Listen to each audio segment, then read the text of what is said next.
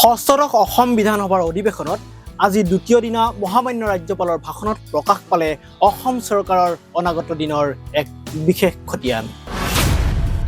নিযুক্তিৰ পৰা অৰ্থনীতিলৈ, খিলঞ্জীয়াৰ সুৰক্ষাৰ পৰা ডিজিটেল অসমলৈ চৰকাৰে গ্ৰহণ কৰিব কেইবাটাও বিশেষ পদক্ষেপ। নম্বৰ 1, অহা 5 বছৰত 2 লাখ নতুন চৰকাৰী চাকৰি প্ৰদান প্ৰক্ৰিয়া।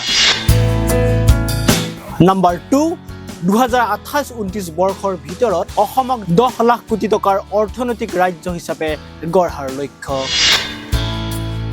নম্বৰ 3, আগন্তুক 5 বছৰত অসমক শক্তি উদ্ধিত ৰাজ্য হিচাপে আত্মপ্ৰকাশৰ প্ৰয়াস। নম্বৰ 4, জনজাতীয় আৰু খিলঞ্জীয়া লোকসকলৰ পৰম্পৰাগত অধিকাৰ, পৰম্পৰাগত ৰীতি-নীতি আৰু সামাজিক প্ৰতিষ্ঠানবোৰ সম্পূৰ্ণৰূপে সুৰক্ষিত কৰি সম নাগৰিক সংহিতা UCC ৰূপায়ণ। ষষ্ঠদশ অসম বিধানসভাৰ অধিৱেশনত আজি ৰাজ্যপালৰ ভাষণত প্ৰকাশ পালে অসম চৰকাৰৰ এইসমূহ গুৰুত্বপূৰ্ণ সিদ্ধান্তৰ কথা। মহামান্য ৰাজ্যপালৰ ভাষণত প্ৰকাশ পোৱা চৰকাৰৰ এই পদক্ষেপসমূহৰ ওপৰত আপোনাৰ মতামত কি? কমেণ্ট যোগে জনাবলৈ নাপাহৰিব।